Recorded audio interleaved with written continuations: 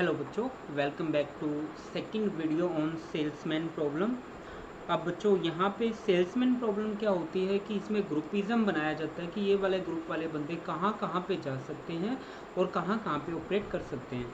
तो आपको पता है कि इन डायग्राम्स में प्रॉब्लम एक ही रहती है कि इन्फॉर्मेशन कंप्लीट नहीं होती, आपको ऑप्शंस प्लस क्वेश्चंस की हेल्प लेनी पड़ती है अदर देन स्टेटमेंट। बाकी सभी पजल्स में क्या होता है, आप स्टेटमेंट से ही डायग्राम बना के क्वेश्चंस के आंसर दे सकते हो, बट इन दिस क्वेश्चन आपको क्या होगा, हाफ इंफॉर्मेशन गिवन होगी आपकी स्टेटमेंट के अंदर और आधी गिवन होगी क्वेश्चंस के अंदर। लाइक दिस क्वेश्चन देख लेते हैं। We have given at an electronic data processing unit 5 out of 8, तो 5 सेट ही बनाने हैं हमने। These are the names, daily basis पे ऑपरेट होगा। One day except the first day of a month only 3 program set to be one that were operated on the previous day, यानी 3 repeat होंगे। ठीक है जी, 3 जो है रिपीट होंगे। The program operating also satisfying the condition. तो पहली condition आती है P is to be operated on a day we can't be operated on that day. That means कि जहाँ पे बच्चों P ऑपरेट हो चुका है तो V नहीं आएगा जहाँ पे, यानी कि ना तो पी वी होगा ना कहीं पे वी पी होगा, इसमें से कोई भी नहीं होने वाला। दूसरी आती है Q is to be operated on a day T must be one of the program to be operated after Q, यानी कि क्यू के बाद जो होगा टी आएगा। क्यू टी हो सकता है या फिर कहीं पे भी बाद में आपका हो।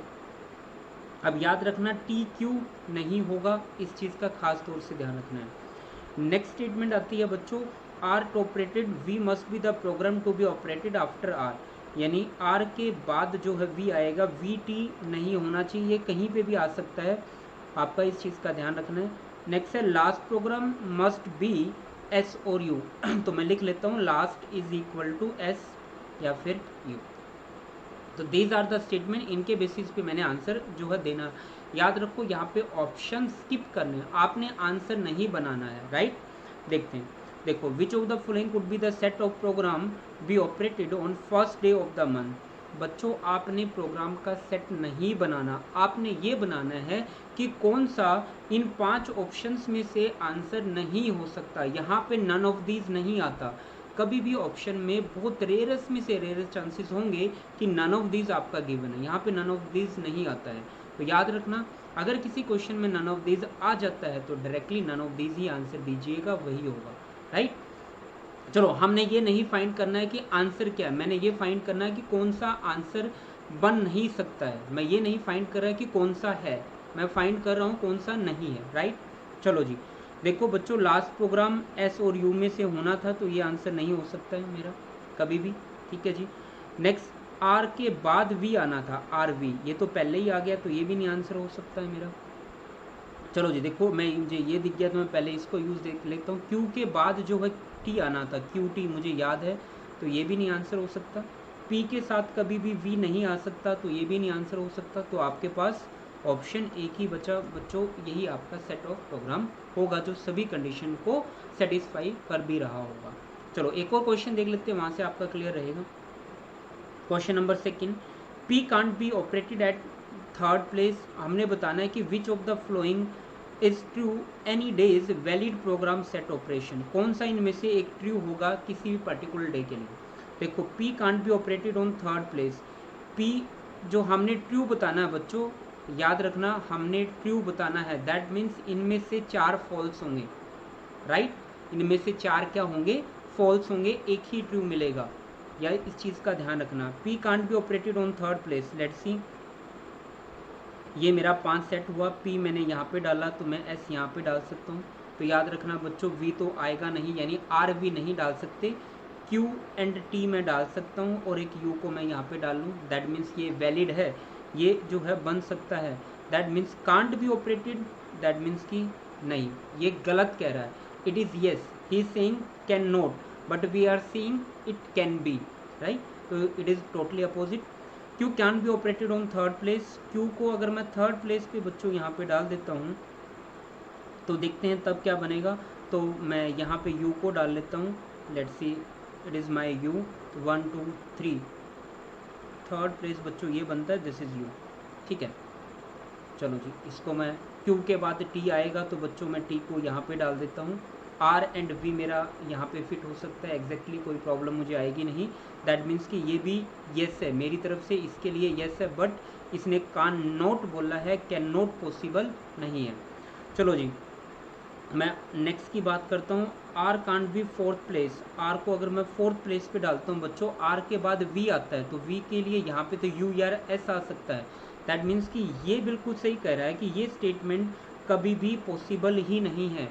दैट मीन्स कि आंसर क्या रह गया है आपका, थर्ड वन। बाकी सभी स्टेटमेंट में उसने गलत बोला है, आर कभी भी फोर्थ प्लेस पे नहीं आ सकता, वही उसने बोला है कि R can't be fourth place. चलो जी, तो होपफुली बच्चों आप लोगों को ये चीज़ क्लियर हुई होगी। तो आंसर्स आपको क्लियर हो चुके हैं। आंसर्स ये वाला और ये वाला दो आंसर्स बन पाए। R is operated at third place in a sequence, then which of the following can't be the second program in that sequence? R को उसने थर्ड प्लेस पे डाल दिया है। तो ठीक है बच्चों, अगर मैं R को थर्ड प्लेस पे डाल दूँ 1 2 3 4 5, R को थर्ड प्लेस पे, तो बाद में U मैं यहाँ पे डाल लेता हूँ, V मैं यहाँ पे डाल लेता हूँ। अब यहाँ कहीं पे P तो आ नहीं सकता, ठीक है जी, यानी अब आपको यहाँ पे क्या डालना पड़ेगा, Q या T डालना पड़ेगा।